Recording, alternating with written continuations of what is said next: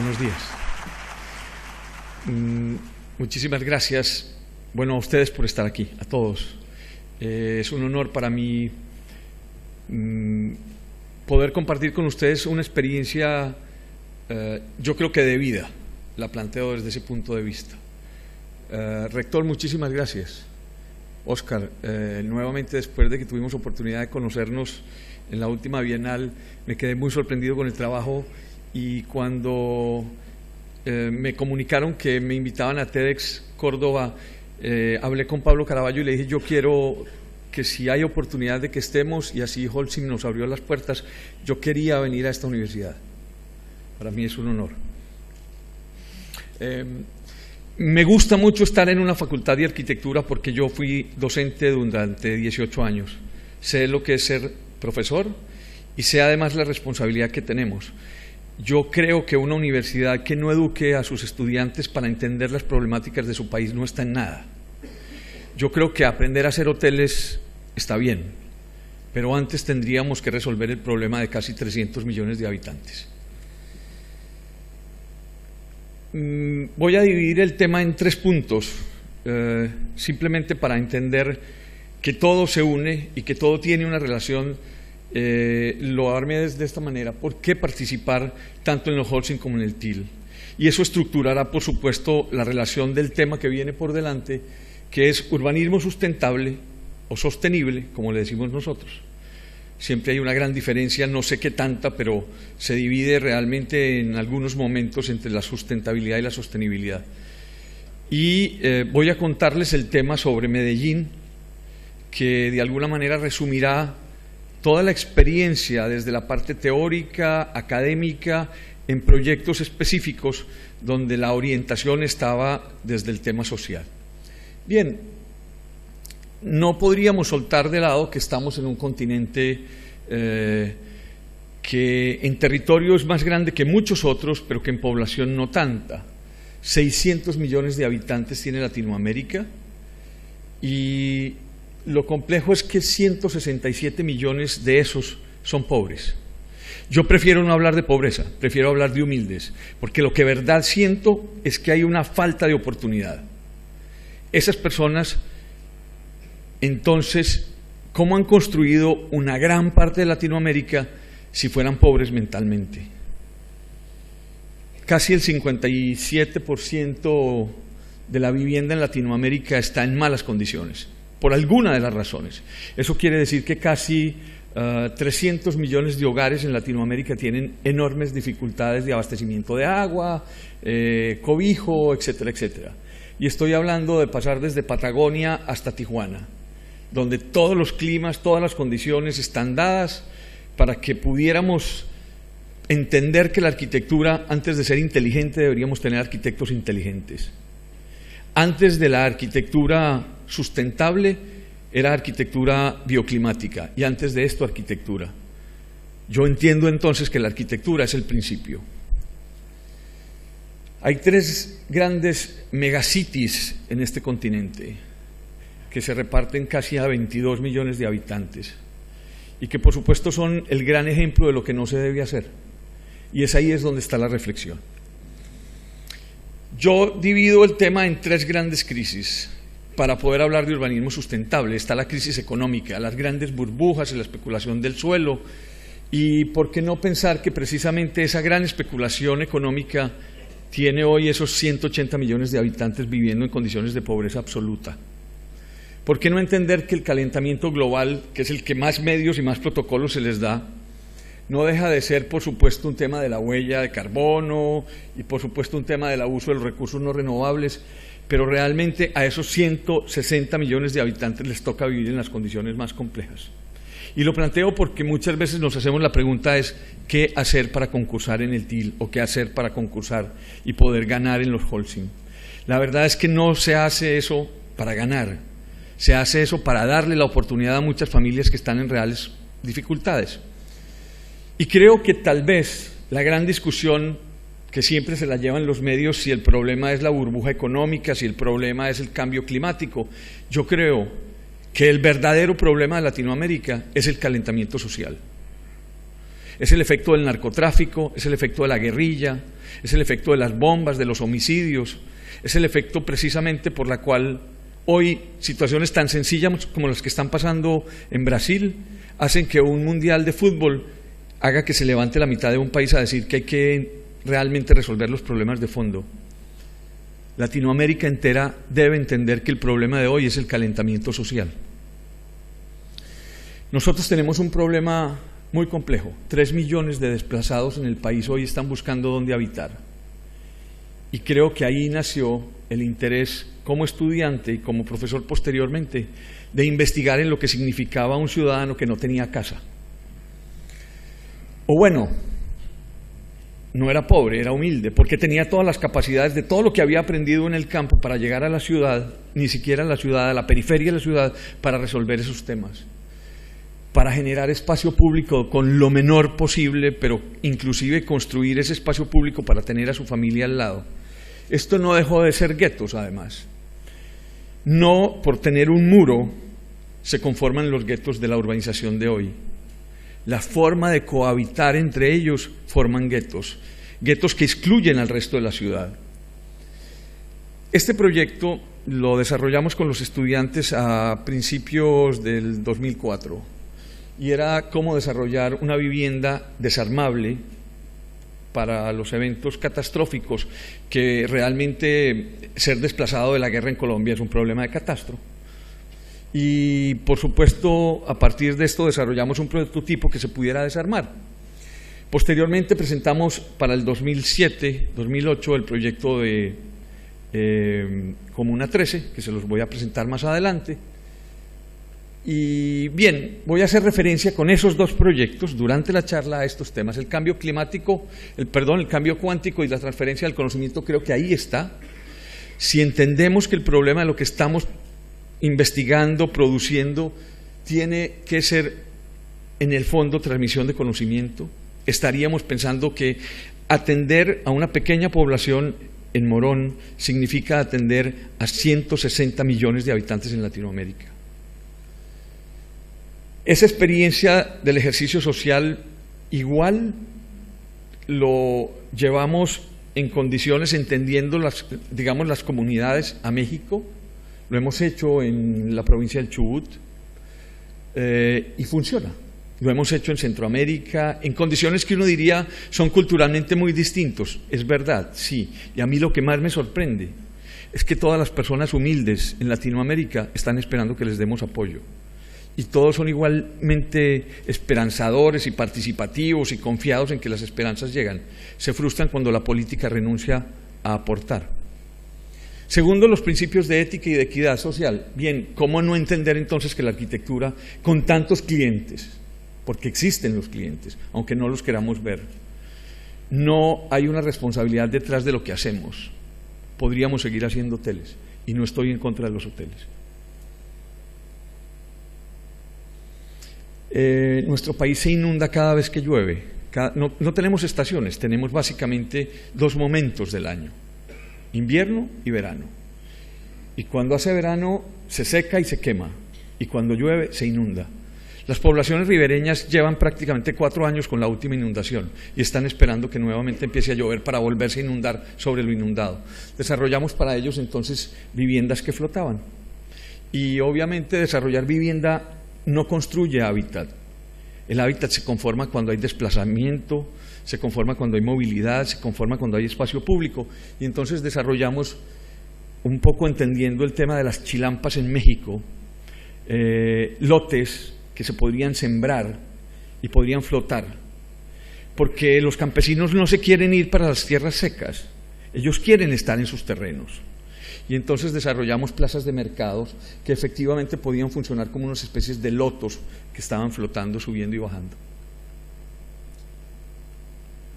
Bien, calidad ecológica y conservación de la energía, por supuesto un uso racional y buen manejo de los recursos tiene todo que ver. La arquitectura, nuevamente entiendo entonces que no es inteligencia desde el edificio, sino desde el arquitecto.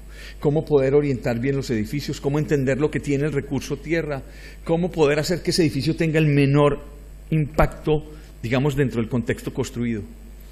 Y con esos proyectos de vivienda para los desplazados desarrollamos unos prototipos que podían recoger el agua lluvia, donde llevaban a los baños, al sanitario y a la cocina, a una habitación de 42 metros cuadrados, donde bien ventilada, donde se podría ubicar en cualquier tipo de terreno, donde podría estar levantado para que se pudiera inundar inclusive, y resolvía todo el tema de las aguas negras, grises y lluvias para poder ser trabajadas en el campo. O sea que con esos mismos, digamos, desechos pudieran ser aprovechados para alimentarse. Bien, el cuarto es el tema del rendimiento económico y compatibilidad en un planeta donde el nivel de corrupción es de este tamaño. Esto es un tema fundamental. ¿Por qué los recursos públicos, si estuviesen bien administrados, son capaces de resolver los problemas más necesarios de Latinoamérica? ¿Por qué hay que llegar a tocar fondo como lo hizo Medellín para poder entender que la administración tiene una enorme responsabilidad en el compromiso social? Desarrollamos un prototipo con los recursos que nos ganamos en el primer Holcim y este fue el resultado. Posteriormente lo replicamos en otros territorios donde obviamente el edificio se podía parear. Pero lo importante de este edificio construido en un mismo material todo, las vigas que laminamos el tablero aglomerado, como las columnas, como los caballetes y todo el sistema nos permitía entender que el 98% del edificio fue un solo y único material. Pero esto tenía además otro sentido y era evitar precisamente la corrupción de la compra de materiales, el desperdicio de tantas cosas que podían llegar en un momento. Y segundo, básicamente que la comunidad lo pudiera ensamblar a través de 2 llaves 12 y unos pernos que permitieran lograr esto. Esto lo muestro y este espacio lo muestro porque la calidad estética del edificio está comprometida entre los resultados. Desarrollamos en la última habitación, bueno, en este espacio una habitación en el segundo piso, para que en estos 42 metros pudiera haber una familia, papá, mamá, 3 niños, 5 personas. El agua se recoge, llega a las partes húmedas, se resuelve todo el tema de las aguas negras, etcétera. Pero algo muy importante cuando le preguntábamos a las familias de los desplazados qué querían tener como solución, los papás nos decían que ellos querían llorar a solas. Uno debe respetar el sentido de las personas. A los arquitectos se nos ha convertido el cliente como en un personaje que existe como nombre, pero no como ciudadano. Y ahí es donde radica realmente el gran problema de nuestras ciudades. Es que nos volvemos anónimos y los arquitectos nos quedamos en las oficinas y simplemente resolvemos el problema desde lo cuantitativo y no desde lo cualitativo. Bien, 24 horas para construir un equipamiento de 42 metros cuadrados, donde hoy una vivienda en Colombia cuesta $14.000, resolvimos un problema de $5.000, en condiciones que además podía pasar después de lo temporal, el tema de la madera, a ser básicamente un tablero aglomerado para hacer formaleta de vaciado en concreto, como formalizan las comunidades más humildes sus casas. Y por último, el contexto del impacto estético. Claro que es muy importante que la estética esté dentro de la arquitectura. Yo creo que la ética debe acompañar esa estética. Y por supuesto tiene que ver con la flexibilidad, con la forma, con la función. Colombia se inunda, como les conté, y pasa esto en las riberas de nuestros ríos. Muchas familias quedan en la calle. Digo, en la calle no, en la mitad de la manga o del monte. Lo que propusimos fue entonces, a raíz de esto, en territorios donde no hay forma de que llegue la educación, porque el gobierno se disculpa de que simplemente como no hay vías de penetración, llevarles educación, salud, recreación a estos niños o a estas familias que están por allá en la montaña o en los ríos muy lejanos, dicen que no hay forma de darle educación, porque no hay forma de tener profesores, porque no hay forma de tener edificios en todos. Entonces les dijimos, bueno, ¿por qué no resolvemos el problema? Colombia es navegable, llevemos a través de los ríos educación, salud y recreación. Y lo que propusimos fueron básicamente unas barcazas que flotan, que navegan a través de nuestros ríos y que permiten desarrollar en las riberas básicamente esos equipamientos que les cuesta mucho al Estado tener y que podrían atender un montón de poblaciones ribereñas. Pero además de esto, ahí se educa y la gente a través de la ribera empieza a generar piscicultura. Si no les damos comida, mejor. Si no, porque la forma es darles un pescado, era la solución. Lo otro es enseñarles a pescar. Yo creo que es mejor pescar con ellos. Yo creo que hay que meterse al problema, entenderlo, porque mire, uno con hambre no resuelve nada, solamente trabajar. El trabajo no es que esté mal, lo que pasa es que además está mal recompensado.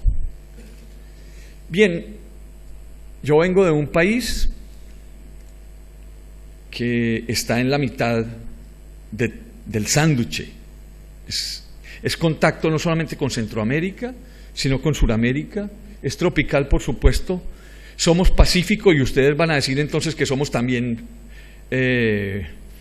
conflictivos. No, la otra mitad es Caribe. Y esto nos pone en una condición muy especial. Estamos en la cordillera de los Andes, donde remata todo el proceso de las principales ciudades del país, y la gran mayoría de los desplazados llegan a Medellín, pero la gran mayoría de los desplazados salen de Antioquia, nuestro departamento. Medellín está a 1.150 metros sobre el nivel del mar, está en el Valle de Aburrá. El Valle de Aburrá es un área metropolitana compuesta por 10 municipios. Medellín tiene 2,5 millones de habitantes, mientras que el área metropolitana de esos 10 municipios tiene 3.600.000 habitantes. Esto nos pone en una condición un poco compleja porque nos pone en una demanda de población flotante que está entrando y saliendo a la ciudad de Medellín, pero sobre todo esta población flotante trae muchísimas dificultades, no por ellos, sino porque como nosotros entendemos a los desplazados. El departamento de Antioquia tiene 125 municipios, para ustedes son regiones, nosotros nos manejamos por departamentos, y el área central donde están los 10 municipios conurbados del área metropolitana alberga una región central de Antioquia, que hoy pretende ser un gran parque. Yo les pongo el caso de que Medellín es una especie de hoja. Bien, hay un río que pasa por el centro, que está a 1.550 metros de altura. Hay 3 regiones, arriba está Río Negro a 2.200 metros de altura y Santa Fe de Antioquia, donde los españoles iban a sacar el oro desde el río Magdalena, llegaban desde Cartagena y llegaban hasta aquí y se devolvían. Medellín no se desarrolló sino hasta 1700, después de casi 100, 200 años de explotación del oro. Es una cuenca hídrica muy fuerte. Este es el sur, este es el norte, ahí está todo el río Medellín, y tiene una serie de brazos muy importantes que voy a resaltarlos: la quebrada Santa Elena, quebrada es una fuente de agua, la quebrada La Iguaná y otras 149 fuentes que llegan al centro. Voy a resaltar algo aquí muy importante para que lo tengan presente. Esta imagen que está aquí es donde Pablo Escobar desarrolló su castillo feudal. Desde allá hizo la guerra a muchos en Medellín y a muchos en el gobierno nacional. Pero claro, porque esto está subiendo, esto no es plano, ¿bien? Cada punto más rojo es más alto y más quebrado, pero esto funciona una especie de cómo el gobierno, la policía podía llegar aquí si cada vez era más complejo porque desde arriba les disparaban. Alrededor, una gran área verde que se llama el Gran Parque de Antioquia, donde se han ido desarrollando muchos proyectos, pero sobre todo donde muchas de las personas desplazadas de nuestro país están llegando. Este es Medellín, sur-norte, ahí está todo el Valle de Aburrá, el área metropolitana de los 10 municipios, y aquí está Medellín. Como ustedes ven, 1.500 metros de altura hasta 2.400 metros de altura es lo que ha generado que estemos contenidos y que no seamos una gran extensión fluida y derramada en el territorio. Sin embargo, ustedes ven muy poco desde allá, me imagino, lo rojo que está por acá, y es que el territorio se ha ido conurbando, ya no tiene muchas más oportunidades que tirar hacia el norte, pero la gente ha querido subirse a la parte alta donde está Río Negro. Esto hace que la malla no sea muy extensa, pero que por supuesto haya mucha población que entienda esta zona como zona dormitorio, y supongo que fue lo que le pasó a Morón en su momento. Buenos Aires o el Buenos Aires se lo tomó. 220.000 habitantes en 1948, antes de que iniciara la guerrilla, todo el problema de la guerra rural, y en 1985, cuando comienza el narcotráfico, teníamos 2.100.000. Pero miren que la gran concentración se queda entonces en el centro del Valle de Aburrá, en el municipio de Medellín. Hoy 3.600.000 están metidos en todo el territorio, y ustedes ven que Medellín es la conurbación por excelencia. no ha pasado mucho hacia el norte, no ha pasado mucho hacia el sur. Cada uno de estos, tanto norte como sur, tiene más o menos 500.000 habitantes. Quiere decir que Medellín, con 2,5 millones, hay casi 500.000 habitantes que están entrando flotantes de esto. Así que la ruta realmente es una especie de ruta lineal que atraviesa el valle. Esto genera un tema muy importante, y es que el narcotráfico elige a Medellín como un punto de cruce para llevar la droga desde el sur de nuestro país hasta el Mar Caribe para poderlo subir a Norteamérica. Hoy ya no lo hacen por aquí, lo hacen por el Pacífico para enviarlo a México. Bien, estamos colgados en la cordillera de los Andes. Imagínense en este territorio, imagínense en dónde queda esta ciudad. Nadie se puede entender cómo estamos metidos en la mitad de un hueco y pensar que eso podría ser una empresa industrial flotante. Medellín desde los años 30 comienza con siderúrgicas, cementeras, especialmente la empresa algodonera. Aunque no teníamos algodón, armamos un ferrocarril para poder traer materia prima y para poderlo sacar de esto que nosotros llamamos la tacita de plata. Es un hueco, pues bueno, es una taza. Pero este es el norte, este es el sur, esta era la tierra donde Pablo Escobar regaló una tierra para hacerse una cárcel para después volarse. Tenía una muy buena vista, allá va en el río, 1.500 metros de altura, 2.400 metros de altura. Hacia el sur, allá está la cárcel de Pablo Escobar, un aeropuerto en el centro del valle y un territorio que ustedes empiezan a ver conurbado hasta los 2.200 metros de altura del valle. La ciudad se extendió, el damero creció, subió, se desorganizó y empezó, por supuesto, a conurbar todo el territorio. Esto lo hace complejo de manejar, porque la administración no tenía capacidad de entender lo que venía, de lo que estaba pasando en su momento. La guerra rural, el narcotráfico, hacían de Medellín el tesoro. Era donde había empleo aparentemente, y empieza a llegar una masa de personas desordenadas, no ellos por personas, sino porque el Estado básicamente no tenía la capacidad de controlarlos. Y esto pasó. Voy a hacer referencia de 100 años, donde Medellín comienza con 91.000 habitantes, era un pequeño pueblo industrial al lado oriental del río Medellín, y miren lo que pasa. Empiezan los años a pasar, llega la guerra rural, y miren cómo empieza a crecer el territorio. 24 años después habíamos crecido 280 veces, y la población solamente se había cuadriplicado. 1963 éramos 740.000 habitantes, habíamos en 42 años crecido 580 veces en el territorio. Miren dónde está la cota, llegábamos hasta la cota 1800 en este momento, todavía éramos capaces de bombear agua hasta allí, de llevar energía, de llevar movilidad, y el Estado aparentemente podía tener control. Pero llega el momento del narcotráfico, y miren lo que empieza a pasar, especialmente sobre el costado sur, oriental sur, empieza a subirse 680 veces, y solamente la población había multiplicado por 11. 2013 somos 2.500.000 habitantes, en 92 años nos hemos multiplicado 890 veces y solamente nos hemos multiplicado por 19. Si esta ciudad hubiera sido plana, seríamos una malla muy extensa. Hoy tenemos que entender que no podemos seguir creciendo más, porque todo lo que pasó después de los 1.800 metros de altura para arriba se volvió insostenible. No había agua, no había energía, no había policía, no había servicio público de atención, en ninguna. Bueno, ¿qué podía salir de allí? Esta era la Medellín en 1915, y como referencia, miren dónde va la vivienda. Es el mismo Morro del Picacho, miren dónde está la vivienda. Nada de eso tenía seguridad, agua, energía. Bien, pero nosotros como tropicales, como Centroamérica, pero como Caribe y como Sur, pues nos gusta mucho la calle. Todo el tiempo tenemos un clima muy parejo, somos Medellín la eterna primavera, y eso permite entonces que la calle por excelencia sea el lugar de encuentro. Pues jugar fútbol, por supuesto. Imagínense lo que es perseguir un balón en una calle de estas o de estas, o aprender a montar en bicicleta en este territorio.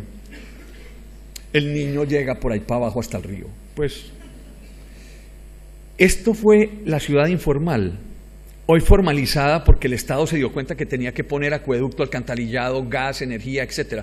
Pero miren las condiciones estructurales de estos edificios. No hay columnas, las losas son de 10 centímetros de espesor, una casa se acomoda con otra, es una especie de naipe, que están acomodados teniéndose, y esto hacia adentro se conurbó absolutamente, o sea, no hay patios.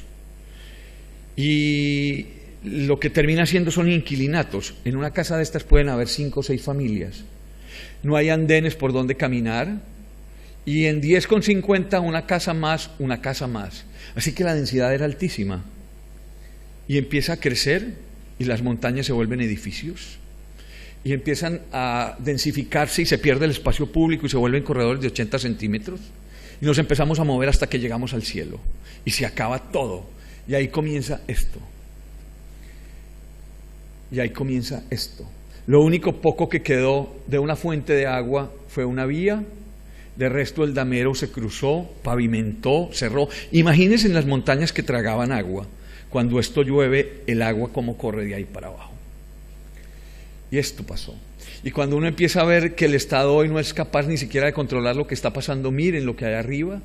Ya ni siquiera hay una regularización de lo que de alguna manera el Estado era capaz. Muestra, digamos, los momentos de tolerancia del Estado hasta que aquí pasa esto. 2.200 metros de altura, donde el Estado no tiene ninguna capacidad de control, de autonomía, y las personas desplazadas de la guerra llegan. Estos son los desplazados del Chocó, de la zona pacífica, que además por ser morenos los discriminamos. Y miren el territorio, muy poco verde, por supuesto, muy poco espacio público, mucha violencia intrafamiliar, lo que cocina, por supuesto, a los sicarios. Y estos ranchos se queman, y se queman 500 casas en una noche. Y los niños como si nada, no pasa nada, a espaldas del tema. Y salen a jugar fútbol, igualito, no pasa nada. Y los jóvenes, que son los que no tienen empleo, ni preparación, ni alternativas, entonces ¿qué hacen? Pues conseguir un arma, porque con un arma son sicarios y con eso consiguen plata, se compran una moto y con la moto le chicanean a una niña. Entonces tienen plata, tienen armas y tienen novia. Esa es la descomposición social. Por eso digo que el problema en el fondo no es de calentamiento global, es de calentamiento social, porque esto mata a mucha gente, porque esto ciega muchas oportunidades y muchas esperanzas, porque además ellos no encuentran ninguna otra alternativa, que el Estado, nadie les da oportunidades más que entonces unirse en la barra o en la BACRIN, les decimos hoy, bandas criminales. Y llega la noche y desde la noche empiezan a ver la ciudad iluminada, la que tiene dinero, la que crece, la pujante, y ellos todavía por allá, esperando qué pasa por la noche, para bajar en la noche a hacer todo lo que se puede hacer en la ciudad formal. Después llega la militarización y es una manera de controlar, racionar el agua, para poder hacer censos, para poder saber quién camina por la calle, para saber quién habita, quién no, cómo está todo el tema. Y por supuesto, eso no deja sino muertes y dolores y desesperanzas. Un país que ha sumado más de 1.200.000 personas en una guerra que pues parece que se va a firmar la paz en Cuba. Yo creo que el problema no es una paz de papel, es una paz de obras y de acciones, porque si no, ¿qué vamos a hacer con los 25.000 soldados de la guerrilla que están hoy en el monte esperando que se firme la paz? Cuando uno no sabe dar bala, le queda muy difícil trabajar. Bueno, 1998, uno de estos sicarios pone una bomba en una de las esculturas de Fernando Botero, nuestro escultor mundialmente conocido, y esta bomba en un domingo estalla, 16 niños mueren, 27 adultos mueren en ese momento, y esto es como la detonación además de una energía social muy importante. Fernando Botero regala una segunda paloma y la pone al lado con una placa que dice: al absurdo humano. Por fortuna, ese momento detona tal situación que las mismas mamás de esos sicarios salen a la calle, conforman un movimiento pidiéndole al país y pidiéndole a la gente de Medellín que cesara la guerra. 1998 entonces es el momento en que nace o pasa Medellín del miedo a la esperanza. Estas mamás le dicen al gobierno que entregan a sus hijos que son sicarios porque los prefieren vivos. Esto tocó todas las clases sociales. Fue el peor momento de la historia de Medellín, éramos más violentos que Beirut y por supuesto ser colombiano en ese momento y ser de Medellín era un estigma. Viene una nueva manera de renacer de este problema. Yo creo que los políticos toman las decisiones más importantes, así que ellos tienen en sus manos la posibilidad de cambiar a Latinoamérica en 21 años. Voy a demostrarles por qué. Bien, todo este momento de guerra lleva a una crisis nacional que en 1991 obliga a hacer una nueva constitución. se entrega una parte de la guerrilla y exigen a cambio entonces que esta Constitución cambie la manera de hacer el país. Y lo primero es que proponen que la ciudad y la política sea a través de consulta popular, o sea, elección popular de alcaldes. Segundo, que los planes de ordenamiento territorial deberían ser construidos por las mismas comunidades, que las comunidades deberían participar en este proceso, o sea, participación ciudadana. Y tercero, que la comunidad debería tener el liderazgo de los proyectos a través de los planes de desarrollo local. Voy a explicarles esa idea a fondo también. Creo que el tema es este. Deberíamos hacer políticas desde la cultura, no para la cultura. Es distinto apoyar el arte, es distinto apoyar la música, es distinto apoyar la telecomunicación, etc. No es esa cultura a la que estoy hablando. Para construir cultura ciudadana se necesita dar ejemplo. Con esto lo que quiero decir es que un político no debe pedir a su ciudadanía que no robe, que sea legal, que no se pasen los semáforos, que no maneje ebrio, etc. Debería dar ejemplo. Entonces, que los políticos no roben, que no sean corruptos. Y allí entonces estaríamos trabajando desde la cultura y no para la cultura. En Medellín, por fortuna, hoy 3 gobiernos después, estos 3 ciudadanos han logrado ser capaces de respetarse las ideas. Primero, Sergio Fajardo habla de Medellín del miedo a la esperanza, 2003-2007, y allí construye una serie de frases muy importantes. Las personas más humildes van a ir a los lugares más bellos. Hablar de belleza y de humildad juntos. ¿Cómo así que las personas más pobres podrán tener edificios costosos, bien construidos, sólidos? Si es que además esto es un problema de política, esto es cuantitativo, haga muchas, no importa de qué calidad. Bien, él nos dice que cuando empezamos a trabajar con él nos dijo, nosotros creemos en la educación y como tal debemos entonces construir unos edificios que dignifiquen la educación. Dignificar en la política es muy complejo de entender, porque no da votos. Bueno, en su momento. Alonso Salazar era su secretario de gobierno, gana la alcaldía y arma una segunda fase que se llama solidaria y competitiva. Las ciudades tienen que ser competitivas y para ser competitivas tienen que ser compactas. Pero cuando usted tiene un 50% de la población pobre, tiene que ser solidario, tiene que dar educación. No es dar subsidios, es educar. Nuevamente, pesquemos con ellos, porque la otra alternativa es darles pescado para que vuelvan a votar por nosotros. Y el actual alcalde, Aníbal Gaviria, era gobernador de Antioquia en el gobierno de Sergio Fajardo. Hoy Sergio Fajardo es gobernador de Antioquia. Hubo un trueque, digámoslo así, pero muy importante porque esto armó una estrategia que se llama AMA, Asociación Medellín y Antioquia. Y esto permitió entonces políticas de continuidad. Aníbal Gaviria habla de un hogar para la vida. Si ustedes ven el hilo de la vida y de la educación, son continuos en todo el proceso. Sergio Fajardo nos llama un día a la oficina y nos dice, mire, él es matemático, y como matemático dice, cuando uno conoce el problema, sabe cuál es la solución. Y nos dijo, nosotros vivimos en una sociedad con desigualdades sociales profundas y tenemos una gran deuda social histórica acumulada. Pues eso no había que ser matemático para saberlo, pero era matemático capaz de decirlo. Entonces, planteado esto, dice, ¿cómo lo resolvemos? Y él plantea 11 puntos en los cuales se estructura la política desde ese momento de Medellín hasta hoy. Los dineros públicos deben ser sagrados, significa no a la corrupción, no al maltrato de los dineros.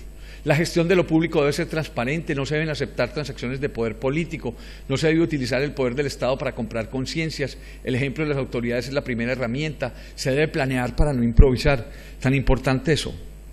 En Latinoamérica no estamos acostumbrados a planear, especialmente en los países donde no tenemos estaciones, pues porque todo el día hay comida, todo el día hay agua, y bueno, todo el día hay fiesta, todo el día hay aguardiente. Entonces, planear para no improvisar, yo no sé si aquí pasa, pero pasaba en mi ciudad, que un político decide, bueno, alguien toma la decisión de pasar una vía, pavimentarla, a los 15 días llega otro que abre un hueco para poner el acueducto, pavimenta. Al otro día llega otro señor que abre un hueco para poner la televisión, cierran, vuelven y pavimentan. Después llega otro y dice, nos faltaron las cámaras, abren huecos, tal.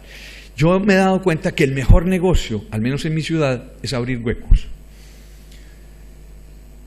Pasan mucho, no vayan a creer, Eficiencia, economía y eficacia hace parte de cómo manejar bien los recursos, porque con cuánta plata, cuánto resuelvo, o a cuánta gente impacto. No estamos acostumbrados a medirnos y menos a que nos midan en lo público y en lo político. Las relaciones con la comunidad deben ser abiertas, amplias, constructivas. El interés de lo público debe prevalecer sobre lo particular. Esto es muy importante, se los voy a mostrar ahora en obras. Los servidores públicos que trabajan deben ser honestos, claros, capacitados. Y por último, el desarrollo de la ciudad es un compromiso de todos, de los ciudadanos. Esto se convirtió de alguna manera en la carta magna del trabajo en Medellín. Lo siguiente era que la política de continuidad debería entonces traspasarse. Por ejemplo, proyectos como los proyectos urbanos integrales dieron posta al siguiente alcalde y al que está dando hoy, las bibliotecas igual, los jardines infantiles, los colegios. O sea, los proyectos estructurales de un alcalde se respetan porque la comunidad así lo pide.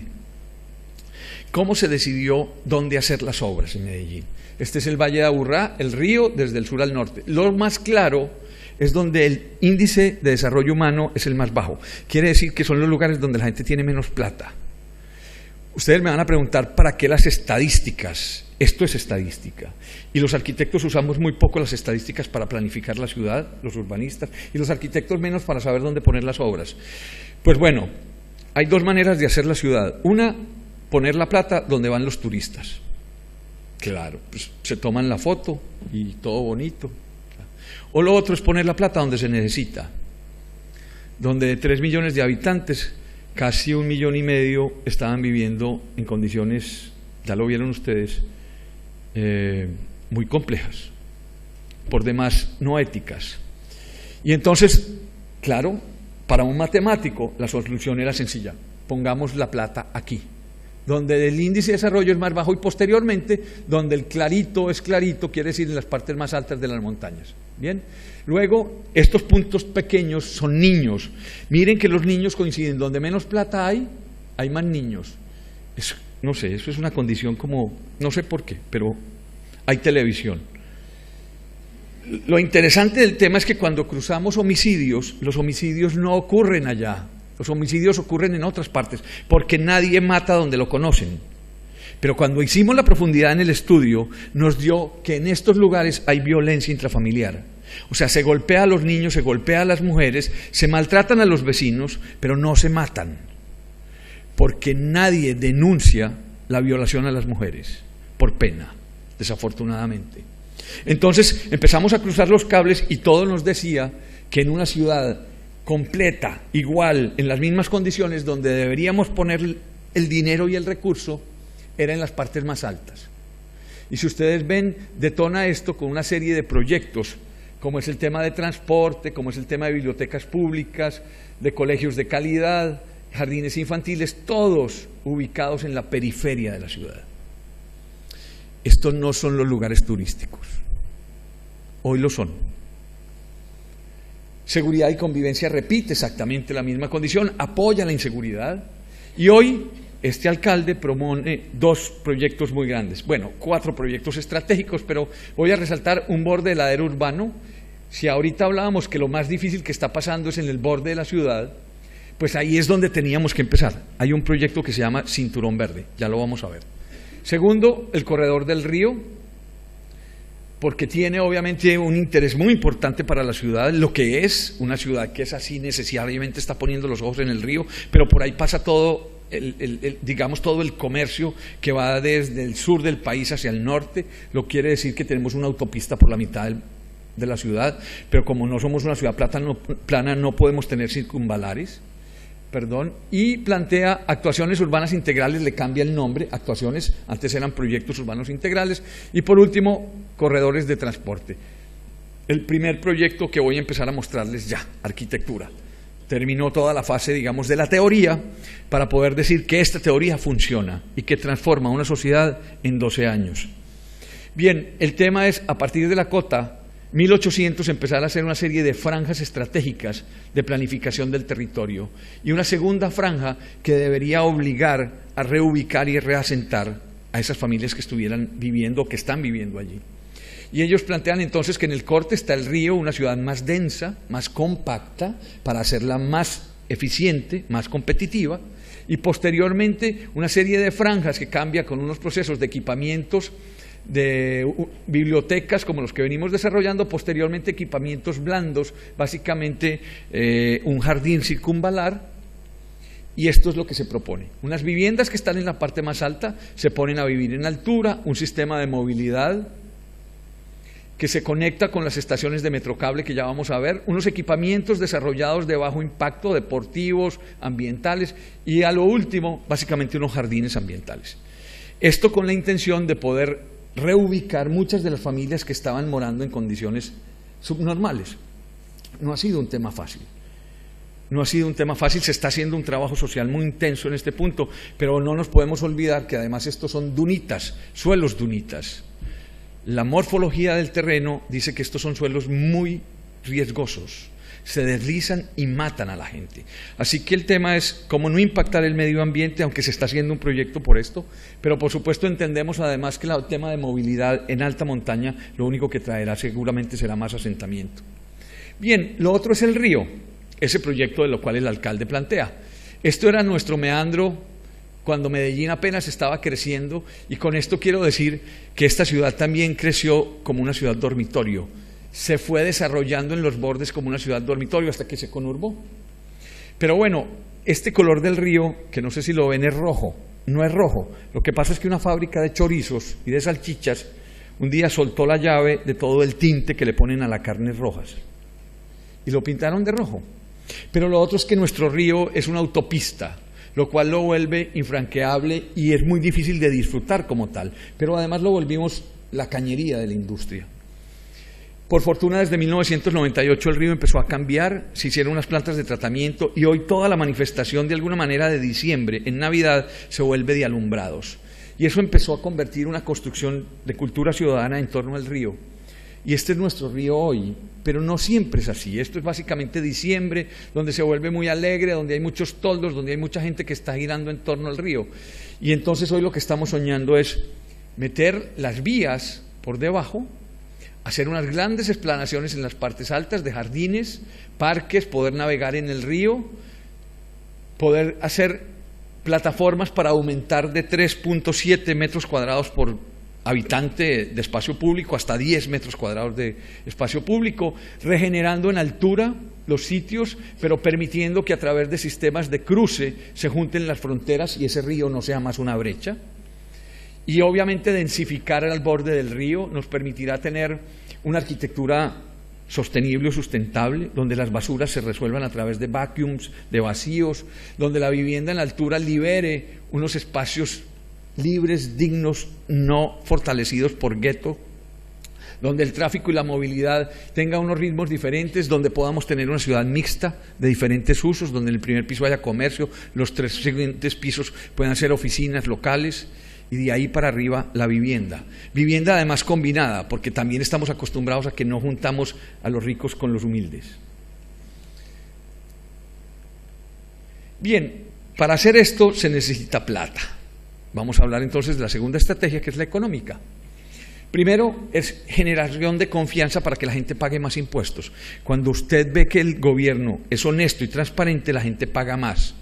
Es extraño, pero es verdad. A la gente no le gusta pagar cuando se están dando cuenta que la plática se pierde. Bien, luego, si los dineros públicos son sagrados, podríamos entender entonces que la educación es un derecho y no un privilegio. Tercero es que la inversión y la gestión sea transparente, pues obviamente redunda en vivienda social, en condiciones de movilidad, de espacio público digno para esas familias que habitan en esos territorios por demás riesgosos. Y la otra responsabilidad está en que los alcaldes den cuentas claras, o sea, que cada 3 meses estén hablando de Medellín cómo vamos, que estén dando informes, porque además a la gente está bien que se le diga que tenemos problemas y que las obras de pronto no avanzan, pero que se diga y que se demuestre por qué. Bien, por último, el tema de eficiencia y eficacia, pues ya les contaba, las obras funcionan cuando se impacta a un mayor número de personas con el menor recurso en el tiempo justo.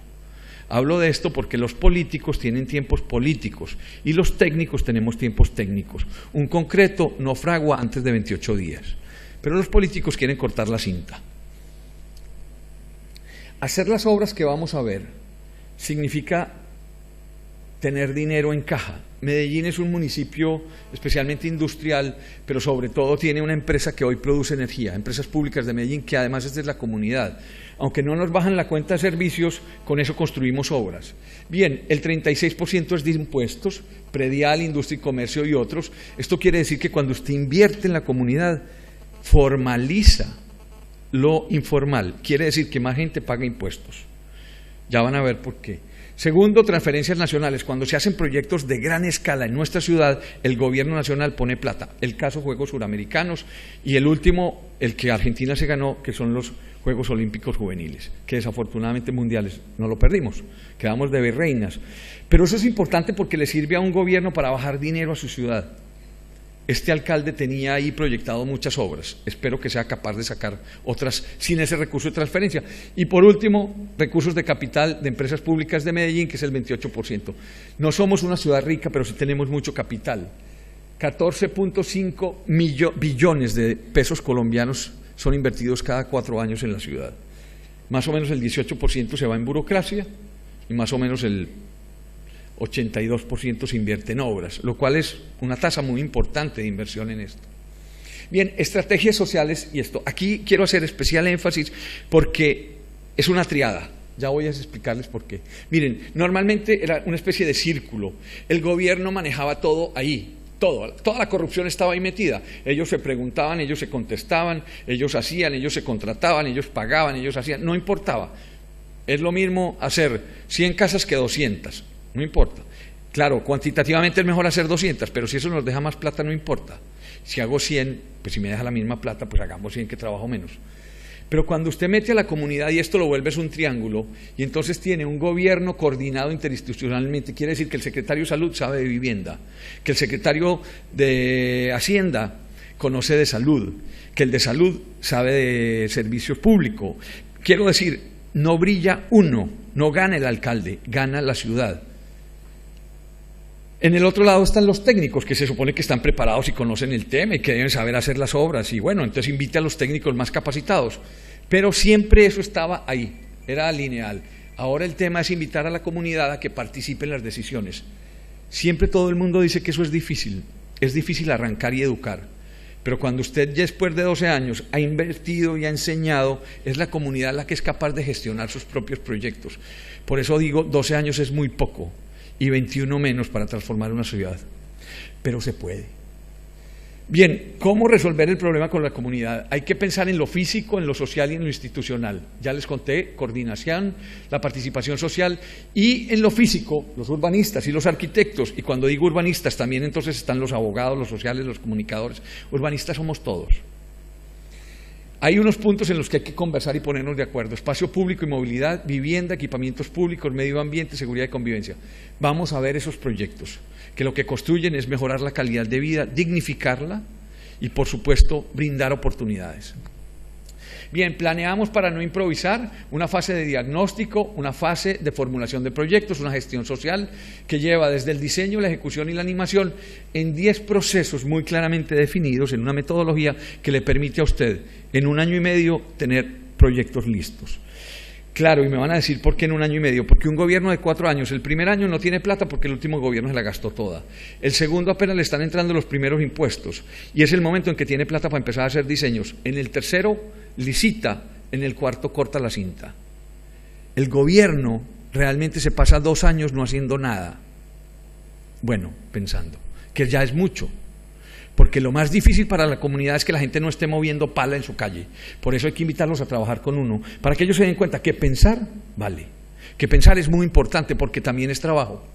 Bien, ¿cómo lograr esto? ¿Cómo lograr que 2,5 millones de habitantes estén de acuerdo con una idea de ciudad? Se llevan al Consejo de la Ciudad, los concejales se encargan de debatir el plan de desarrollo municipal, o sea, las ideas del alcalde, y la comunidad vota si está de acuerdo o no. Luego se van para los barrios, en los barrios hacemos sesiones de trabajo con ellos, cada barrio entonces ve en el plan de desarrollo municipal si sus proyectos están y si no pide que estén, y con ellos desarrollamos las ideas. Luego nos vamos a cada escuela de la ciudad y conversamos y presentamos los proyectos y debatimos, y con ellos se arma algo que es muy importante: planes de desarrollo local. Esto significa que un político que llegue el próximo año a votar, bueno, a ser votado, no puede ir a prometer piscinas, porque hacer piscinas en Medellín da muchos votos. No, esto lo que construye es un plan de gobierno, de planificación de ciudad, que permite tener claro las estrategias de las ideas de los proyectos que quiere la gente. Así que Medellín no es que sea inflexible en lo que viene por delante, pero permite entender como herramienta que los planes de desarrollo local planifican las ciudades y los territorios. No votamos más por aguardiente, no votamos por sancocho ni por camisetas. Yo sé que aquí hubo alguna vez un político que regaló un tenis y si ganaba, regalaba el otro. Esa es una buena manera de controlar los votos. Bien, lo primero que yo dije alguna vez era, si queremos que esto sea real, llevemos las oficinas a la ciudad. El proyecto de la Comuna 13, lo que hicimos fue llevarnos la ciudad, la administración a la ciudad, la metimos al barrio. Es el barrio tal vez, o era el barrio tal vez más peligroso que tenía la ciudad, pero yo entendía que era una manera de hacerlo y de que al menos si nos veían la cara no iban a creer que nos estábamos robando la plata. Y nos fuimos al territorio y caminamos el territorio. Y esta es una recomendación para ustedes. Cuando ejerzan con un cliente visible, porque los urbanistas o los que hemos tenido oportunidad de hacer ciudad, nos queda muy difícil ver a los clientes. Y entonces diseñamos en el escritorio grandes manchas, planificamos el territorio. Y muy poco nos importa si ahí vive una persona con dinero o sin dinero, porque la política dice, eso se puede. Bueno, el plan de ordenamiento territorial. Entonces nos fuimos a caminar el barrio y eso nos permitió conocer a fondo las problemáticas de la ciudad. Y trabajamos con los niños, les preguntamos qué querían. Les fuimos a las escuelas y hablamos con los jóvenes, qué querían, cómo querían su ciudad, con los adultos que tienen la historia, cómo quieren la ciudad. Y después nos íbamos a sus casas y les presentábamos los proyectos y debatíamos. Muchas veces nos dijeron que no y volvíamos a empezar. Y así fue. Llevábamos las maquetas, nos poníamos de acuerdo, trabajábamos, ideábamos, resolvíamos muchas inquietudes y muchos fueron exitosos, muchos no. Y entonces entendimos que luego llegábamos a la plaza pública de los barrios y presentábamos los proyectos y estábamos de acuerdo, la gran mayoría de la comunidad participaba, entonces los sueños y las ideas que se habían pensado hacía 4 o 8 meses atrás, las empezaban a ver ya proyectadas, ya estábamos consolidados, teníamos planas, estábamos listos para salir a licitación, pero luego nos fuimos para el centro de la ciudad y mostramos los proyectos que pensaba toda la ciudad y entonces toda la gente empezó a decir, Medellín puede cambiar. Y Medellín empezó a entender que era posible cuando había transparencia de ideas y cuando se daba uno cuenta que el barrio que era peligroso también tenía ideas y tenía sueños y que eran capaces de hacer cosas. Y ahí es donde empieza a entender uno que el problema es humildad y falta de oportunidades, no es pobreza. Y empezamos a hacer entonces, a través de estrategias urbanas, una ciudad que lleva 12 años construyéndose. Lo primero era el tema de movilidad. Teníamos un metro cable, un metro plus, un tranvía en camino que nos permitía entender que no teníamos la plata para todo, pero que podíamos poner las obras en los lugares que ajustaban el sistema de movilidad. Y así todos los 2,5 millones de habitantes iban a estar bien servidos y bien atendidos. Y entonces empezamos a poner al lado del metro bibliotecas, parques bibliotecas. Así cualquier persona en la ciudad podía llegar por el metro y llegar a esto, aunque esto fuera de la Comuna 13, era de la ciudad de Medellín. Hicimos un sistema muy intrincado de transporte, aquí están todos los proyectos hasta el 2030, todavía no están desarrollados muchos de estos, pero bueno, esto es lo que tenemos ahora. Hay un río, hay un metro, hay un BRT, hay una segunda línea del metro, hay unos metrocables, vamos a ver eso. Tenemos un metro de superficie. Tiene 16 años en construido y está en perfecto estado. No tenemos metro, tenemos cultura metro. Esto es como un ascensor pero horizontal. Y un ascensor sirve para uno darse cuenta cómo viste la gente, cómo se comporta. En el metro aprendimos a respetarnos como ciudadanos. Pero debajo del metro, que siempre se convierten en guetos, estas avenidas en altura, hicimos un primer bulevar. Estoy hablando de 1988, 89, 90, cuando empezamos a desarrollar los bajos del metro. Y después el metrocable. El metrocable permitió llegar volando a estos barrios altos de la ciudad y movemos en cada cabina 10 personas. Hoy Latinoamérica tiene ya en Puerto Rico, en Perú, en Panamá, en Brasil, el mismo sistema construido con nuestra teoría y acompañados en el proceso. Pero en Colombia ya hay otras 7 ciudades que están construyendo sistemas como estos. Es muy eficiente, sobre todo para ciudades de ladera. Y es llegar volando. Por unos 75 centavos de dólar usted se monta en todo el sistema, pero muy importante, se ahorra más o menos 2 horas de ida por la mañana desde su casa en un bus tradicional hasta la fábrica donde trabaja, y por la tarde igual, quiere decir que tiene 4 horas más. Cuando una persona o cuando una comunidad tiene 4 horas más para resolver cosas, tiene esta siguiente oportunidad: puede educarse y se vuelve más competitivo, pero además tiene más tiempo para estar con la familia, y cuando uno tiene más tiempo para estar con la familia, se vuelve mejor papá y se vuelve mejor mamá. Y esos niños crecen en responsabilidades. Y después, con las estaciones, empezamos a impactar esos territorios absolutamente consolidados que no tenía forma de hacerse tabla rasa. Olvídense de eso. Lo que hay es que tratar de construir sobre lo construido. ¿Cómo? Detone nuevas centralidades. El sistema de transporte es una alternativa perfecta para mejorar las condiciones de ciudad. Y esto en un lugar donde no hay muchos carros, humilde, pues había una vía para 5 carros, y miren el espacio público donde hay muchas personas, además violentado, modificado. Habían 18 locales comerciales cuando llegamos allá en el 2004, hicimos esto. Cerramos 4 de las vías, hicimos bahías de estacionamiento para detonar, y hicimos mucho espacio público para la gente. Ahí camina mucha gente, no muchos carros. Y por supuesto pasamos de 18 locales a 380 locales comerciales. Por eso les digo, la inversión social formaliza y trae impuestos prediales y trae impuestos de industria y comercio. No está buscando plata, está haciendo rentabilidad social. Y esto, ahí está, se convierte en esto. No son ideas de concurso. Esto no era para ganar concursos. Esto era simplemente para darle las mejores condiciones de dignidad a la gente. Y esto permitió hacer urbanismo de muchísima calidad. Pero bueno, en un lote que eran escombros, en la mitad de esto, miren las montañas donde estamos, no estoy hablando donde las fotos se las tomaban los turistas, llegó el metro cable y entonces empezamos a desarrollar esto. Plazas, pequeñas plazas, acupuntura urbana, no grandes proyectos, porque además no hay mucha tierra. Entonces hay que ser muy juicioso cómo se toca. Y bueno, luego vino un segundo sistema que es el Metro Plus o el BRT. Es una línea que se interconecta con el sistema del metro y que funciona básicamente a través de sistemas articulados. Es una vía, univía, y esto permite una mejor condición. Por los mismos 75 centavos de dólar, usted tiene metro, metrocable y Metro Plus. Y esto se interconecta por 100 pesos más, o sea, como ni siquiera dan centavos. Si está pagando 1.500, 1.700 pesos por el metro, más metrocable, más Metro Plus, por 100 pesos más se puede montar en un sistema de buses pequeños o busetas que le permite llegar hasta los puntos más alejados de su barrio. Y esto articula todo el sistema. Hoy ya estamos construyendo el 4º sistema articulado al sistema de transporte masivo, que es el tranvía. Esto permite llegar a través de nuestras pendientes, que no lo permite el metro, a otros sistemas, igual que no lo permite el Metro Plus. Y con esto, que ya empezaron las obras, ya esperamos que para el 2014 esté terminado el tranvía, con algo que es muy importante, el trabajo social, del diagnóstico de los locales comerciales que estaban allí, están redactados en la publicidad que la gente encuentra en la calle, para entender dónde está todavía la carpintería, la peluquería, la farmacia, y así no afectar tanto comercialmente. Este proyecto será el 5º sistema de transporte masivo planteado. Aquí hay una enorme discusión, un monorriel. Este monorriel está pensado en el proyecto que les hablé del cinturón verde, arriba en la montaña.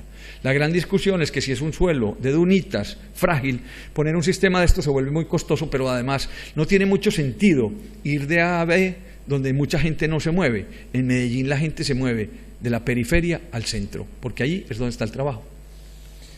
Cuando hicimos las obras, empezaron las obras civiles a aparecer, pero no queríamos que eso se fuera un montón de concreto. Entonces hicimos plazas. En vez de poner taludes de muros de contención rectos, los volvimos corredores, para que los niños jugaran, para que los niños se divirtieran, para que además pudieran poner atención, para que la cultura llegara al barrio.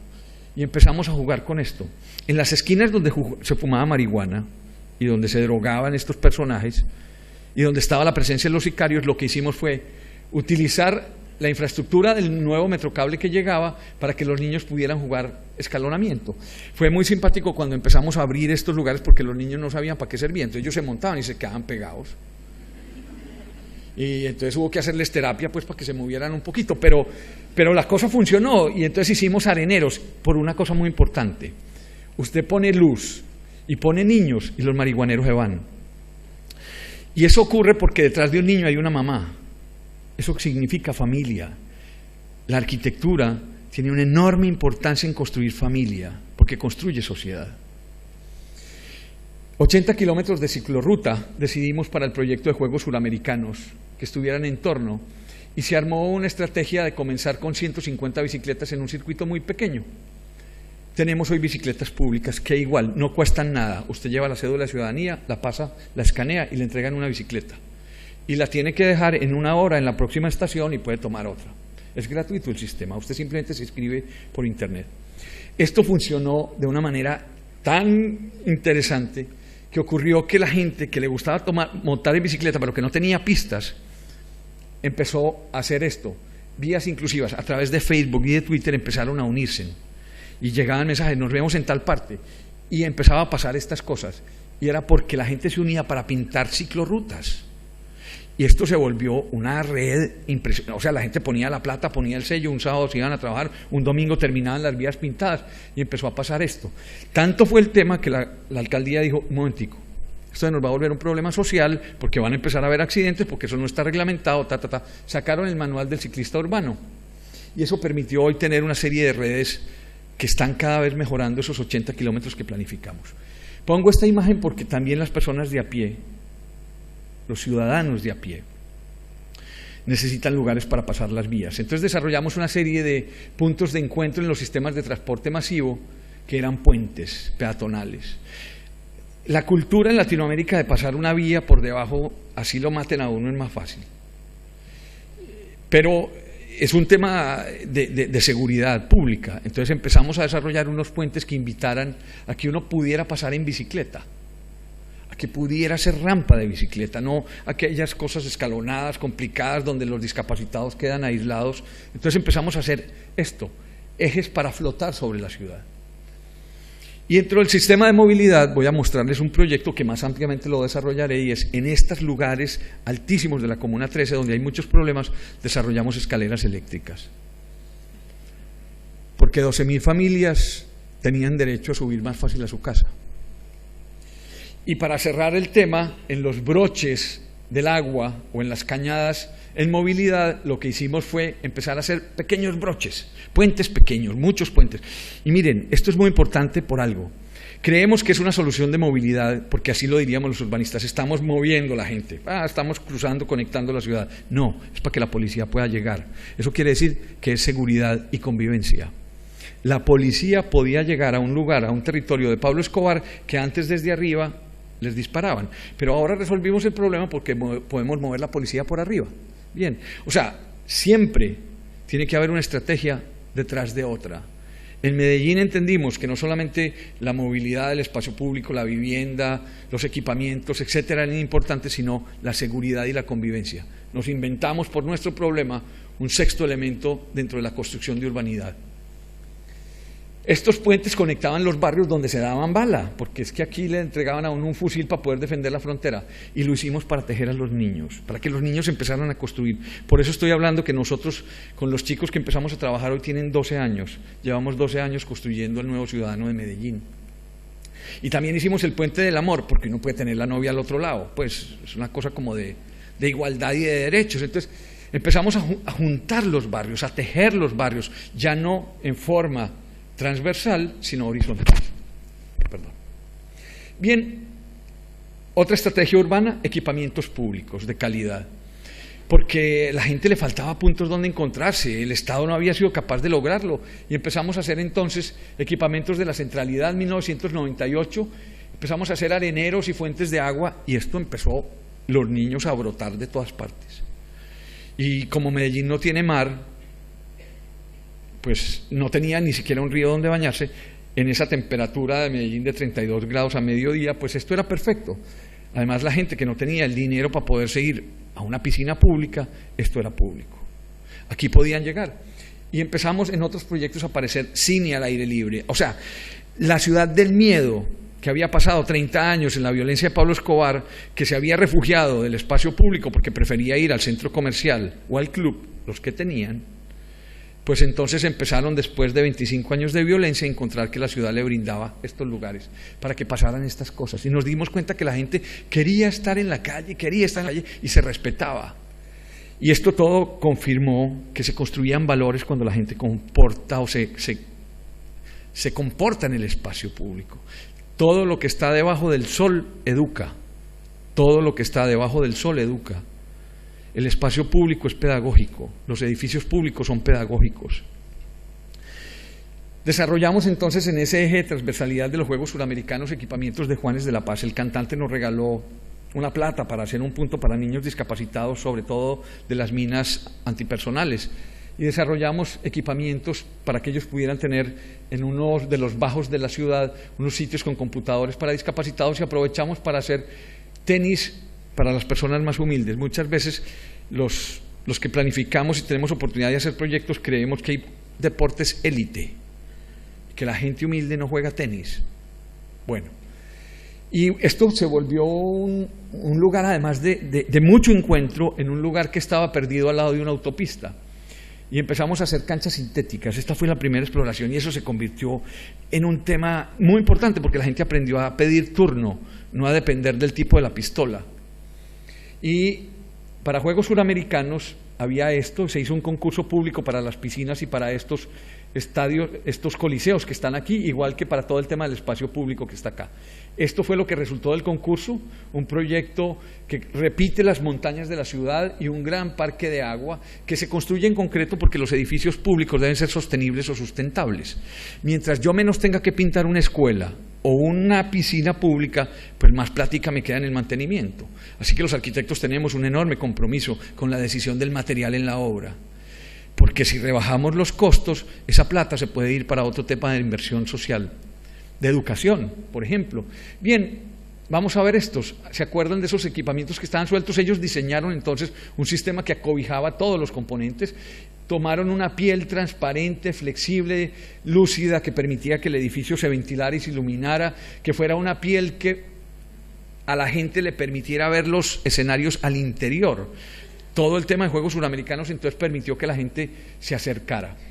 Alrededor del estadio y de estos lugares teníamos 250 familias que vivían de vender cervezas, chuzos, comida, de una manera muy informal, en casetas, tirados en el piso, pero además tenían botellas después de un partido de fútbol en el que perdía quería partirle la cabeza a alguien. Tenían pipetas de gas, era un riesgo. Y desarrollamos un sistema de cierre envolvente del estadio que permitió que esas 250 familias se ubicaran en unos lugares de mejor calidad, confortables, dignos para trabajar, para atender bien a la gente. Y empezamos entonces a sumar proyectos. Hicimos parques bibliotecas, que fueran cajas de iluminación para que el espacio público estuviera vivo, parques de la luz, para que la gente se pudiera encontrar en el centro, y esos parques de la luz se podían iluminar y cambiar de acuerdo a la fase de la luna, y volverse en lugares para las reuniones. Juntamos las bibliotecas a los sistemas de transporte y empezamos a hacer parques de esas bibliotecas. De la luz y la oscuridad aparecen esas alternativas del juego, de la convivencia. Nuevamente, no estábamos haciendo arquitectura solamente estética, bien lo dice Holcim en este tema, ética, que además fuera transferible en sus ideas. Y desarrollamos 10 parques bibliotecas en los últimos 8 años. Porque además recuperamos los parques, las fuentes de agua, para mirar la ciudad que se veía en las bombas, en el dolor y en la tristeza, era una ciudad que estaba renaciendo y que había que verla. Era un tema de transparencia en la arquitectura, de vistas fugadas, de direcciones proyectadas, pero además de memoria urbana. Y empezamos entonces a recuperar esto, sistemas de digitalización de una ciudad que no pasaba por esto nunca. Hoy los chicos de la comuna, que en sus casas les queda muy difícil tener un computador, tienen estas bibliotecas que les permiten tener excelente servicio, no solamente en el sistema, sino en la calidad del espacio, donde los niños van y hacen tareas porque en sus casas no tienen dónde reunirse, porque no tienen libros. Estos lugares les permiten encontrarse, así sea a leer cómics, no importa, es hacer ciudadanía. Todos tenemos derecho a la dignidad del espacio. Y esto permitió entonces que los niños fueran y se divirtieran y cruzaran la ciudad y caminaran, pero en los lugares de ellos, no en la ciudad centralizada de los turistas. Y además, Empezamos a hacer lugares para que la gente se educara, porque un chico que toca un violín jamás tocará un fusil, es el lema. Van 7.000 chicos hoy, digamos que sacado de la guerra, y que hoy son básicamente los instrumentistas de nuestra ciudad. Pusimos edificios en lo más alto de la ciudad, y esto fue un tema donde la concesión y donde la ley de los menores deberían, o sea, lo público debe prevalecer sobre lo privado. Cuando dijimos que íbamos a hacer bibliotecas aquí fue muy difícil. Ellos pidieron entonces que dónde los podíamos reubicar y allí hicimos la biblioteca. Y hicimos parques para llegar a la biblioteca, con espacios muy pequeños para los carros, pero que permitían que la ciudad, donde había mucha gente, se encontrara, se respetara, pudiera ser gente, se vieran a los ojos. Es que cuando uno se ve a los ojos se conoce y se respeta la vida. Y empezamos a hacer de estos símbolos o de estos edificios no solamente un lugar donde se aprende y se respeta la vida, sino que además se volvieron de alguna manera como los objetos. Ya no eran las iglesias y los templos y los atrios el único lugar donde no nos mataban. Las bibliotecas empiezan a ser la oportunidad de vida. Y empezamos a hacer esto. Toques, acupuntura urbana, para ver la ciudad, para mirarla, para encontrarla, para que los niños pudieran llegar a sentirse personas dignas, con derechos, a que la arquitectura les enseñara muchas más cosas simplemente que estar protegidos de las balas. La embajada del Japón en Colombia hizo un contacto con Hiroshi Naito y nos regaló este proyecto: el Parque del Agua, el Parque de las Personas, el Parque de los Verdes, y allí nuestros niños hacen música. Nuestros niños tocan música colombiana. Nos pidieron que hiciéramos 10 colegios para que los niños se educaran, 10 colegios de calidad puestos en estos lugares, y se hizo un concurso público de las personas que habían tenido muchos más méritos, y salieron estos proyectos que miraban la ciudad, arquitectura digna. Miren los territorios en los que estamos. Premio Bienal de Arquitectura en Arquitectura y Urbanismo en España. Y bueno, había mucha arquitectura que tocar. Hicimos 148 colegios que retocamos. Y esto era lo que había. Este era el paredón de fusilamiento de Pablo Escobar. Había llegado el Metrocable. Por aquí se camina para ir a la biblioteca. Hicimos esto. Muy sencillo. No era un concurso. No era Holcim lo que estábamos buscando. Después llegó. Entendimos que ahí había que transformar el espacio para que estos lugares que eran donde los niños se educaban, la arquitectura les transformara el espíritu, los tocara. ¿Quién se puede imaginar que puede salir de ahí? Pues eso es más cerquita a una cárcel que un colegio. Hicimos esto, cambiamos la piel, encontramos que si relacionábamos el espacio interior con el espacio exterior a través de un material que era básicamente un calao, un sí y un no, podíamos empezar a tejer la ciudad. Y ese lugar hoy es el comedor, donde los niños van y se alimentan, donde los niños tienen igualdades de compartir el espacio. Y con esto lo que digo es que como hay tan poquito espacio, el edificio del colegio tiene una cancha. Entonces pusimos una reja para que cuando el colegio esté funcionando esté cerrado, no haya un problema de funcionamiento, esta cosa, pero en domingo esta reja se abre para que los niños puedan ir en domingo al colegio. El niño le dice: mamá, voy para el colegio. Mi hijo, hoy es domingo. Mamá, voy para el colegio. Hoy es domingo, mi hijo. Mamá, voy para el colegio. Voy para el colegio. ¿Ven? Es cambiar la conciencia. Y se puede. Escuela abierta se llama el proyecto. Y esto empezó a pasar. Miren esta ciudad de Medellín, el centro, muy retirados del centro, aquí, este punto, donde durante 50 años el Estado no había aparecido. Hicimos un colegio colgado, que en la parte superior hicimos el parque, pues no había zona verde, y hicimos un lugar para que los niños se pudieran divertir. Miren el contexto en el que estamos. Esto es lo que futuro será el jardín circunvalar de la ciudad. Y nos entregaron un lote muy difícil. Íbamos a reformar una escuela y las casas empezaron a caer por aquello de los naipes. Y nos tocó hacer un colegio triangular. Hicimos un colegio triangular. Y le pedimos a las empresas de concreto que nos hicieran bloques de concreto, de color, para no tener que pintar las escuelas y entonces entender aquel tema del mantenimiento y la sostenibilidad. Y logramos esto, y logramos esto. Hicimos una pantalla, un brisolier o un quiebrasol, como lo quieran llamar, pero además hicimos fachadas de vidrio para que los niños se distrayeran. Y es que está bien distraerse cuando uno tiene oportunidad de ver la ciudad que se mataba.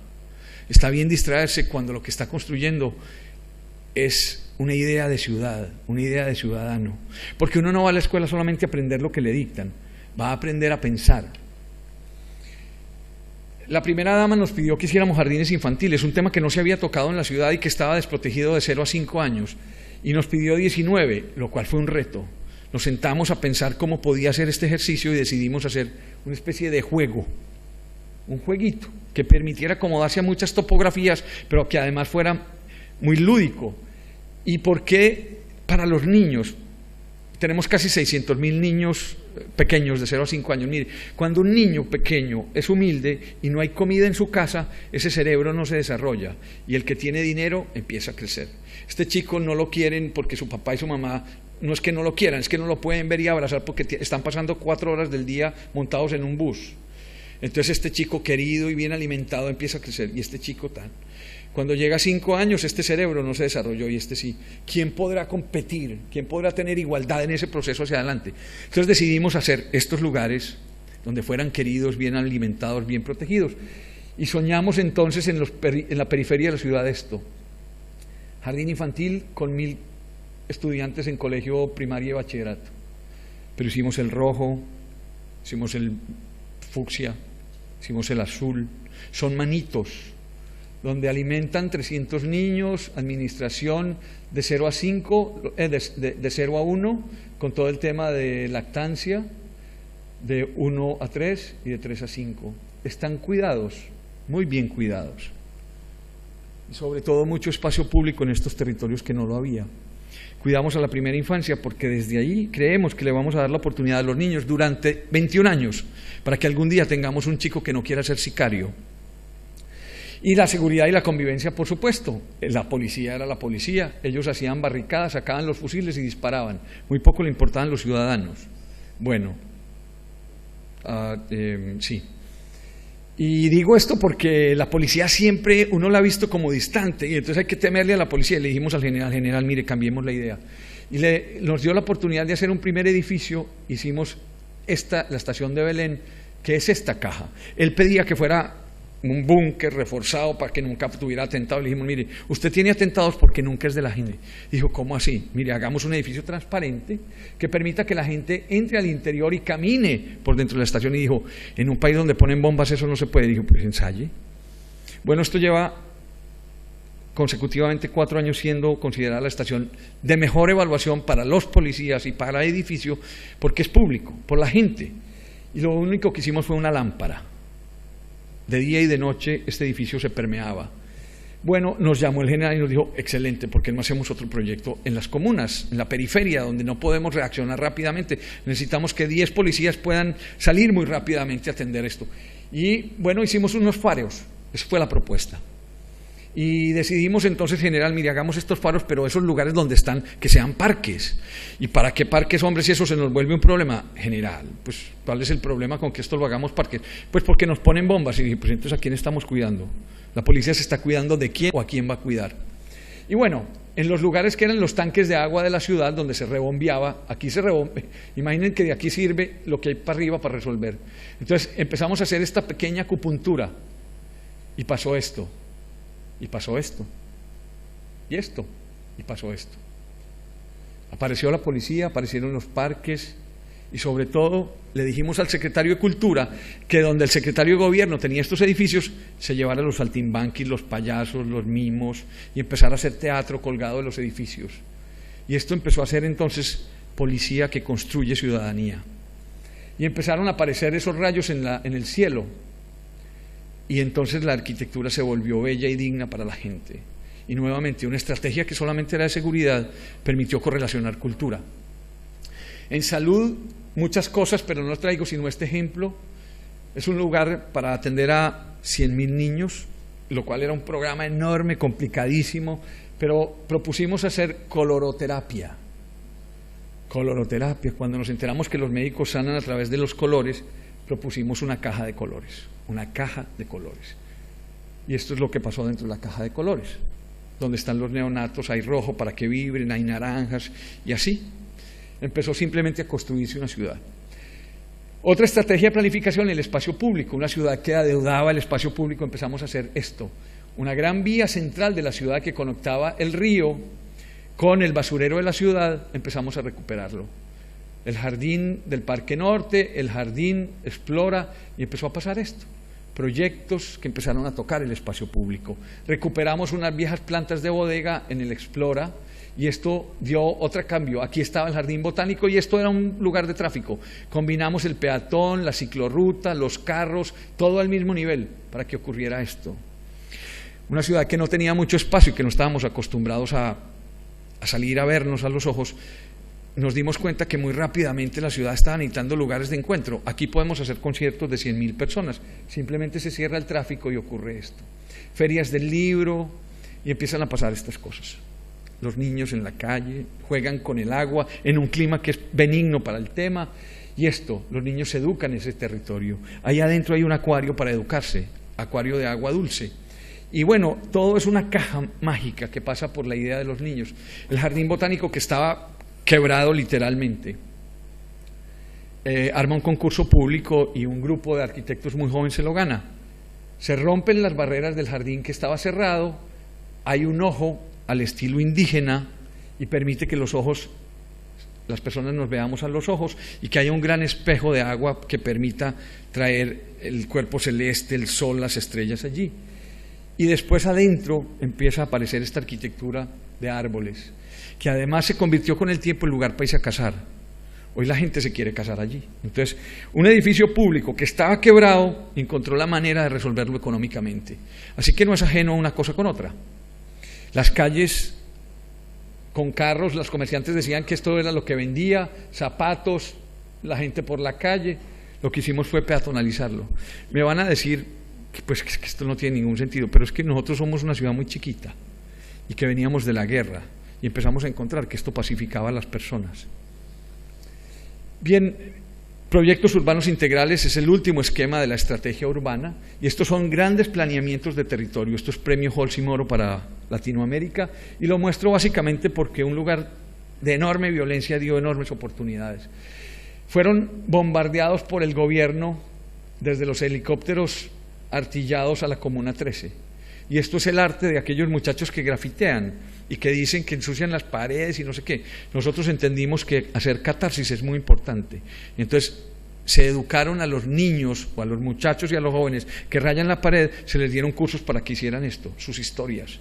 Así que detrás de cualquier grafitero hay un artista.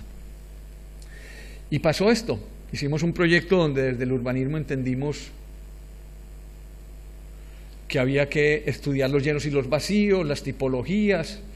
Planificamos 40 proyectos en serie, articulados por vías, por colegios, por jardines infantiles, por bibliotecas, por escaleras eléctricas, y empezó a pasar esto. Nos fuimos subiendo a las montañas y empezamos a hacer acupuntura urbana. Miren el pequeño espacio que hay aquí, hicimos un parquecito, donde ponían caballos a alimentar, hicimos un parquecito, chiquito, terracitas para que la gente llegara. Y luego la gente lo que hizo fue una huerta urbana, sembraron yuca, plátano, banano, bueno, pero sigue funcionando. Y esto, que era un nacimiento de agua, compramos la casa y lo volvimos un parque. Y en ese parque los niños dan cine por la noche. Ellos mismos se organizaron, se articularon, o sea, lo que construimos fue el territorio para que ellos dignificaran el lugar. Y esto que era donde las señoras ensuciaban los zapatos y los metían en una bolsa, y decían que les daba mucha pena irse a trabajar con los zapatos en una bolsa, los sucios. Y bueno, las señoras apenas miraban de para abajo, pues hicimos esto, muy sencillo. Pero estas señoras ya no están criticando a la señora que viene con los zapatos en una bolsa. Es pequeñísimos gestos para dignificar al ciudadano. Y mejoramos las condiciones para los estudiantes y construimos parques miradores para que en estos lugares donde se disparaba, de aquí disparaban fusil, se hicieron pequeños parques para que los niños se educaran, para que aprendieran que su ciudad tenía oportunidades. Y en esto, donde se fumaba marihuana, el tipo de la pistola era el dueño, hicimos canchas. Y así empezamos a encontrar que había una oportunidad del derecho a la ciudad. Y donde habían carros hicimos calles, hicimos lugares para los peatones y lugares de encuentro. Y en estos lugares de mucha temperatura hicimos cortinas de agua para cantar, para que la gente se encontrara en torno a el ciudadano. Y empezamos a subir las montañas donde 80.000 personas viven, en esas montañas de territorio donde no se puede hacer tabla rasa, pero además se distribuyen armas, se vende cocaína, es una locura. Empezamos a subir, a llegar, a hacer placitas, a tocar estos lugares con aquellos muchachos que eran grafiteros. Y empezamos a subir. Miren las condiciones del territorio en el que estábamos. Imagínense en esto de noche. Ahí no hay luz, no hay nada, no hay presencia del Estado, no hay un policía, al ejército que entra y le roban el fusil. Propusimos escaleras eléctricas. Qué orgullosos vivimos en el único lugar o barrio del mundo con escaleras eléctricas públicas. Y empezó a pasar esto, y pasó esto, y hicimos esto, y esto empezó a pasar, y llegó esto, y activamos esto. Este lugar fue artillado en 1998 por los helicópteros. Nadie fue capaz de volvérselo a tomar porque esto era de la guerrilla. Pues ¿quién se iba a robar eso? Nadie. Entonces nosotros dijimos, ahí hay una opción para hacer acupuntura urbana. Y tejimos el territorio con estos edificios de cultura, donde pasó esto, donde hoy pasa esto, y donde hoy pasa esto, y viene la plusvalía, se mejoran los lugares, se vuelven bellos, hay movilidad. Esto es premio oro para Latinoamérica, no porque es una gran obra de arquitectura, sino porque toca socialmente los corazones de las personas. Ahí es donde yo creo el valor de Holcim Awards, es entender que el valor no está en hacer obras de concreto, es tocar el corazón de las personas y darles oportunidades. Y entonces empezamos a entender que también se podía jugar en ese poquito de espacio público. Y para todo esto había que hacer casas. Las casas en las partes más altas. Estamos por estratos. El estrato más bajo, que es el 1, 2 y 3, tiene el 76% de las casas. ¿Se acuerdan de ese 50% de las casas? Estas son esas casas. Este gobierno quiere hacer 100.000 casas. En el último gobierno es un salto muy grande porque el último hizo 15.000. El proyecto es a través de mejoramiento integral de barrio. Eso es un tema muy importante que es distinto a construir nueva ciudad. Es mejorar la ciudad existente. Les voy a mostrar cómo. Con $4.500 se mejoran las casas existentes. Con $21.000 se pasa de este lugar a este lugar. Se dignifica el espacio público, viviendas de 45 metros cuadrados. 150.000 ranchos fueron tocados, bordes de agua. Y empezamos a hacer esto, censos urbanos en estos condominios. Ya hemos hecho muchos, en lugares cerrados donde la gente vivía en unas condiciones tristísimas. Retiramos 82, mejoramos 78, obras nuevas 120, espacio público generado 25.000 metros cuadrados. Estas retiradas las pasamos a vivir aquí, generamos un poco más de vivienda. De esto pasamos a esto. Y esto pasó. Esta es la ciudad que el gobierno se siente muy orgullosa de tener, porque nadie la ve, claro. Allá están las personas que defienden la frontera, los más pobres, los más humildes. Eso no importa, eso no están en el censo. Ellos sirven cuando votan. Hicimos esto. Mejoramos unas casas y a los otros los pusimos a vivir en altura. Y esto fue esto. Y empezó a pasar esto, espacio público digno, unos lugares que empiezan a cambiar las condiciones de las cuencas. Y esos lugares donde los niños jugaban, que terminaban en nada, hoy son vivienda en altura.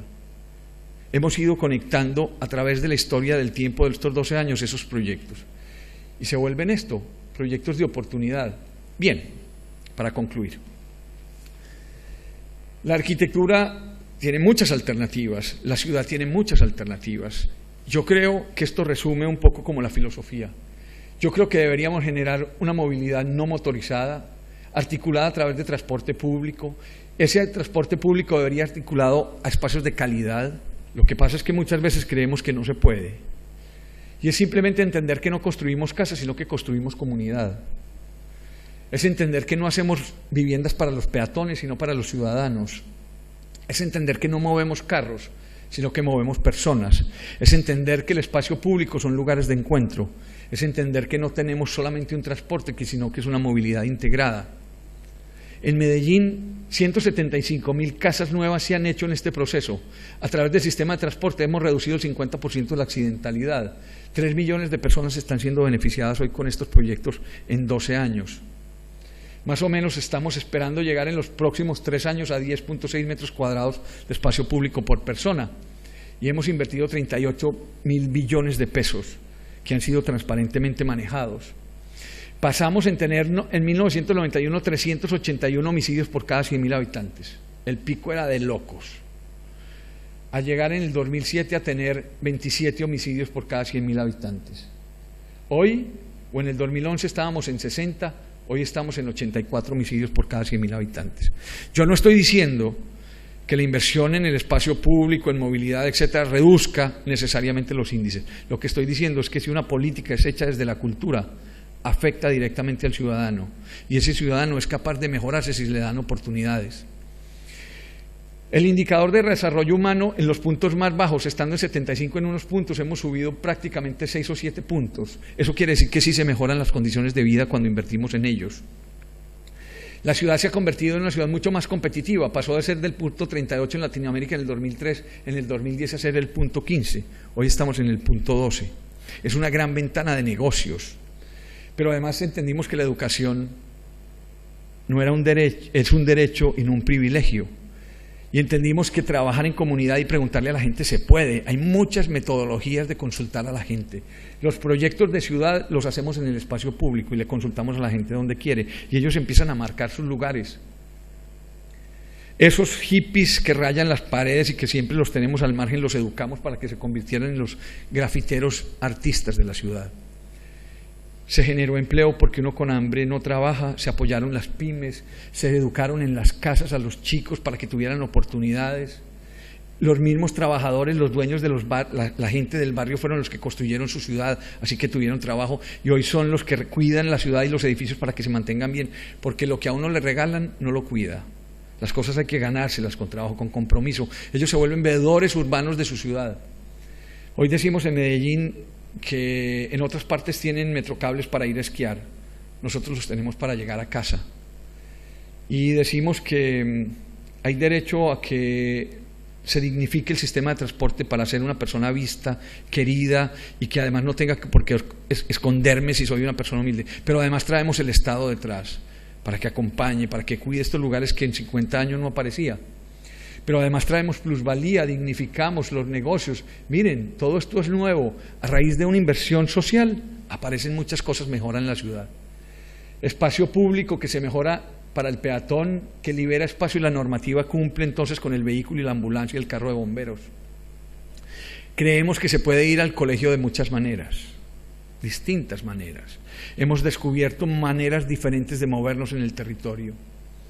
Hoy 650.000 niños están siendo tocados con todas estas obras y ahí es donde yo digo que estamos sembrando para los próximos 21 años. Bien, yo espero que la pólvora de mi país y de mi ciudad especialmente no recuerde más dolor, sino que sean momentos de alegría. Y decimos en Medellín que siempre que miramos al cielo nos sonreímos. Muchísimas gracias, muy amables.